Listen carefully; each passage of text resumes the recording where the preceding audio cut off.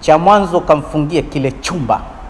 Kuna mteja anakuja kununua nondo, anafanya hivi, akija anamzuzua huyu mke, manake shetani anakuja wakati wa matatizo. Kipindi ndoa inaanza mangamngam na shida, usaliti unaanziaga pale. Kipindi cha ugomvi na stress, hacheki tena na mumewe, huyu bwana anakuja na viji maneno. Mwanamke ni vitu vidogo tu, kauli tu.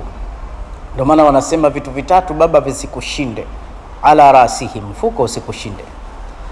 Mwingine ana pesa lakini hajali wake zake, hawana mafuta, hawana chochote, hawana nguo, bakhili.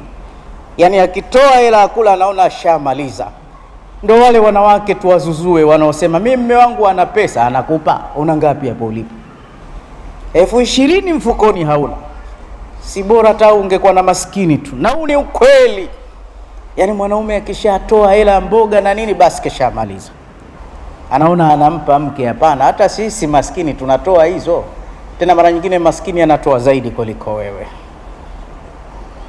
Kwa hiyo jambo la mwanzo, mfuko usikushinde. Jambo la pili, mdomo usikushinde.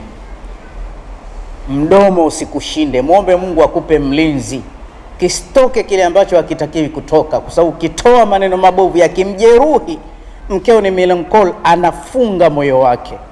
Huyu bwana akaja kufungua moyo wa mke wa mtu, mteja, maneno mazuri, maneno mawili, maneno matatu, the end. Huyu mwanamke akamuelewa sana huyu mteja, lakini mume wake hamuelewi. Akawa anatoka naye kimahusiano, wamepanda mti wa mapenzi, usumaku umepatana baina yao, lakini yeye na mume wake kama sumaku na mbao, hamna mapenzi baina yao. Anatoka naye anampa kila kitu. Wanasema min ayatihi an khalaqa lakum min anfusikum azwaja, miongoni mwa aya za Allah kuumbiwa sisi wale wanawake, litaskunu ilaiha, ili tupate utulivu. Sio utulivu kutokamana na vile walivyo maumbile yao.